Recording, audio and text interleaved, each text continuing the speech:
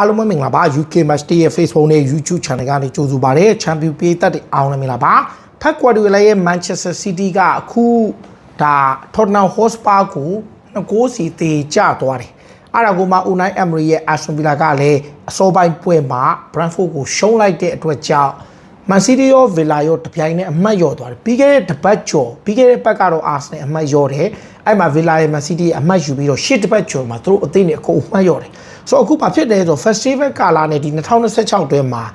Aston Villa လည်းဇက်တိုက်အမှတ်တွေလျော့နေတယ်နောက်တစ်ဖက်က Manchester City လည်းဇက်တိုက်အမှတ်တွေလျော့တယ် Arsenal က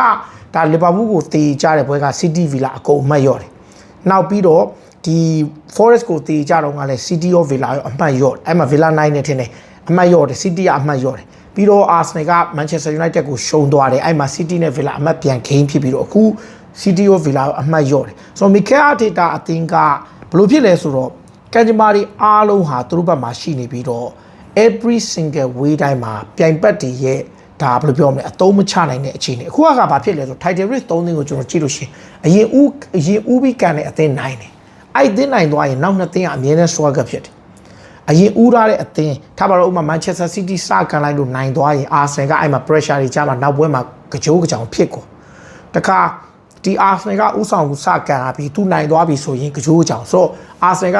ဟိုတနေ့တုန်းက Man City က Wolves ကိုသူတို့စနေနေ့မှာနိုင်သွားတယ် Sunday မှာ Arsenal က Man United ကိုရှုံးတယ်ဒီတစ်ပတ်ကျတော့ Arsenal ကစနေနေ့မှာ Leeds ကို9ပြတ်နိုင်လိုက်တယ်အဲ့မှာ Manchester City က Spurs နဲ့တည်ကြတယ် Spurs ကလည်းတချို့ပြည်သက်တွေပြောချင်တာ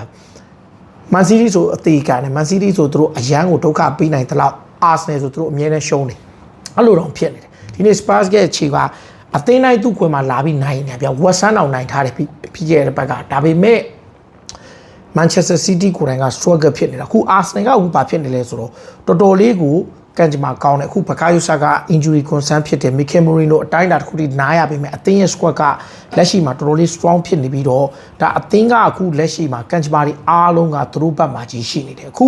ဒါနောက်ဆုံး၄ပွဲမှာတပွဲပဲနိုင်ထားတဲ့အခြေအနေမှာတော့မှပြိုင်ဘက်ကို6မှတ်ဖြတ်ထားနိုင်တဲ့အခြေအနေပွဲစဉ်ကအခု14ပွဲပဲကျန်တော့တယ်14ပွဲပဲကျန်တဲ့ချိန်မှာ Mikel Arteta နဲ့6မှတ်အခု goal difference ကလည်း3မှတ်ဗျာအဲ့6မှတ်မှာကျွန်တော်တို့12ပွဲနိုင်ရင်ချန်ပီယံဖြစ်ပြီ14ပွဲမှာ6မှတ်ကျွန်တော်12ပွဲနိုင်ရင်ချန်ပီယံဖြစ်ပြီဒါရှင်းလေးအဲ့12ပွဲနိုင်ရင်ဆို6မှတ်ကွာတဲ့အတွက်ကြောင့်12ပွဲနိုင်ရင်ကိုသူတို့ချန်ပီယံဖြစ်ပြီ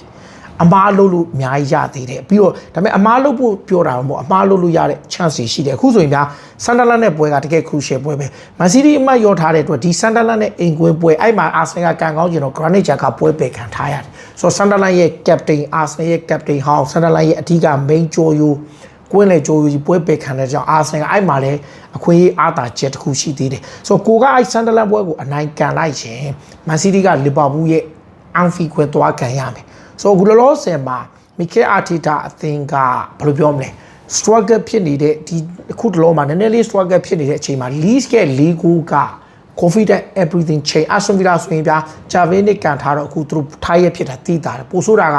Oliver King injury ဖြစ်တယ် Joe McGinn injury ဖြစ်တယ် Boubacar Kamara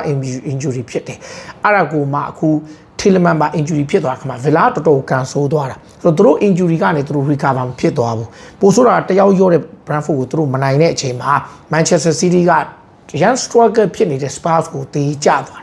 တာဒါက Arsenal တို့ကလုံးဝ Arsenal ကတကယ် crucial champion ဖြစ်ချင်ရင် Brentford နဲ့ Spurs ပွဲနှစ်ပွဲကိုသူတို့6မှတ်အပြည့်ယူနိုင်မယ် Sunderland ပွဲပါအနိုင်ရမယ်ဆိုတော့ဒီဟာဒီမှာ Arsenal champion စုပြေးမလွတ်တော့ဘူး6မှတ်ဆိုတဲ့ cushion ဟာတော်တော်လေး strong ဖြစ်တယ် goal difference လည်းတာထားတယ်6မှတ်ဆိုတဲ့ cushion အာဆိုတော်တော်လေးအခြေအနေကောင်းတယ်ဆိုတော့လက်ရှိအနေထားရတော့ Mikel Arteta အတွက်ကန်ဂျမာတွေအားလုံးက Arsenal ဘက်မှာဇက်တိုက်ရှိနေပြီးတော့ကိုအမှတ်ယူတဲ့အခါတိုင်းမှာပြိုင်ဘက်မှာဒီအကိုအမှတ်ရွတ်ပြီးတော့ Arsenal အတွက်6မှတ်ကွာဟာလုံလောက်သွားနိုင်တဲ့အခြေအနေမျိုးဖြစ်သွားနိုင်ပါတယ်အားလုံးကျေးဇူးတင်ပါတယ်